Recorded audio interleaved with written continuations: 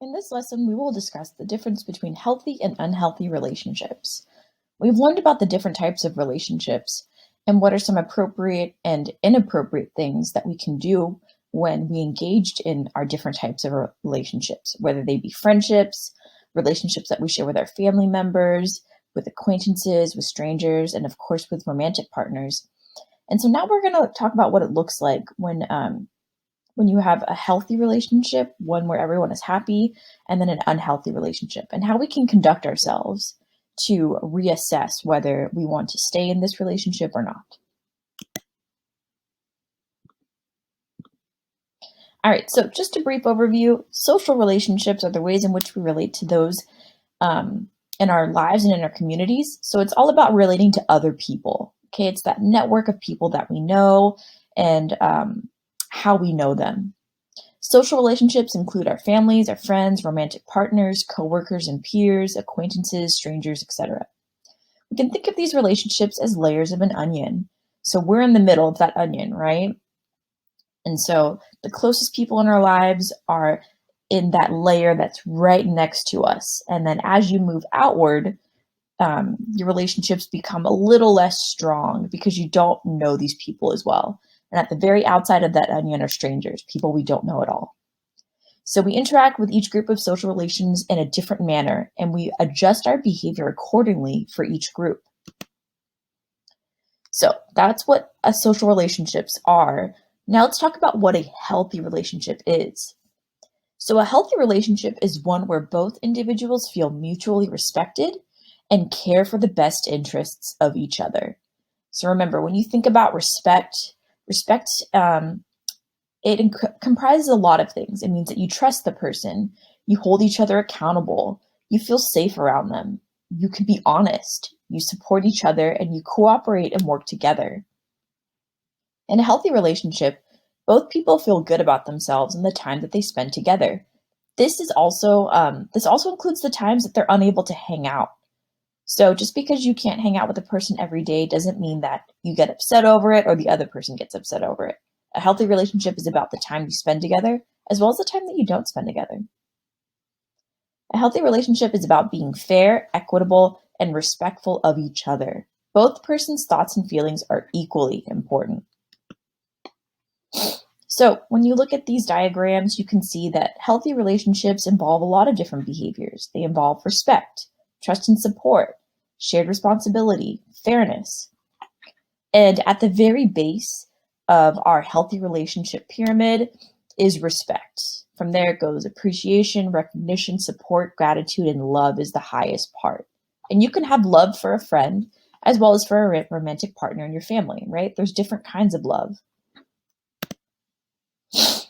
Conversely, an unhealthy relationship is the opposite of a healthy relationship. It's one where both individuals do not share the same mutual respect, care, trust, honesty, and support for one another. Sometimes, while one person may be engaging in healthy relationship behaviors, the other person may not. This is still an unhealthy relationship, and it is important that you address each individual's emotional and social well-being. So if you feel that you are in an unhealthy relationship, or if someone else feels that they are in an unhealthy relationship with you, it's important to reflect on what you guys are both doing and how you can change and manage your behaviors to move towards a healthier relationship. So the easiest way to categorize an unhealthy relationship is by what it is not, okay? So an unhealthy relationship fuels fear, it's obsessive, it's isolating, controlling. You don't trust each other. You play mind games with each other. You ignore boundaries that each person has set for themselves. You try to get something by giving. You try to change the other person. You might criticize or resent the person. You might disrespect them or demand things. You might insult them, okay? And this goes both ways, okay? You might be engaging in these behaviors or the other person might. And these are not cool things. It's unhealthy. It's not good for your emotional well-being, for your mental well-being, things like that. So, how do we engage in healthy relationships? Well, it's important to reflect on our actions as a friend or romantic partner to make sure that we are being considerate of both our needs and the needs of the other person. So when I mentioned that it is a lot of responsibility to be in a romantic relationship and even to be a friend, this is what I mean, is that you're not just looking out for your needs, you're looking out for the needs of the other person. Engaging in healthy relationships means that we support and encourage each other. We are honest with the other person and in a respectful manner. This involves clear and open communication. We trust the other person, though this can often take time to build. We spend quality time with the other person, and we make sure to also take care of ourselves. Engaging in self care is really important in order to be in a healthy relationship because you can't pour from an empty cup. Okay, if you don't have enough for yourself, then you can't give to another person. Whether it's be a good friend, a good son or daughter, a good sister or brother, a good boyfriend or girlfriend. You want to make sure that you're taking care of yourself. And so these are some traits of a healthy relationship.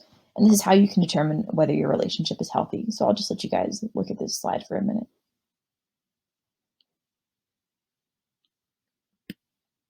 All right. So what do we do if we're not in a healthy relationship? Okay. As you're watching the slide, you might think, oh my gosh, I am on the receiving end of this. Or maybe I'm the one who's perpetrating those unhealthy behaviors. Well, if you feel like you're in an unhealthy relationship, it's important to communicate this to the other person. Explain to them how you were feeling and why you believe the relationship is unhealthy. Together, you can decide what changes to make in order to facilitate the shift to a healthier relationship. And though unfortunate, sometimes people outgrow their relationships. People change, and so do their priorities, their interests, things like that. And this is completely natural. It is okay to outgrow a friendship or a romantic partnership if it no longer serves the greater good of both individuals. So if both people aren't benefiting from it, if both people are not happy, then maybe it's time to move on and let that person know that while they were an important part of your life and that you will always care for them, that unfortunately it's in your best interests, both of your best interests, to maybe take some time off and pursue other things and then come back when you're both in a healthier place.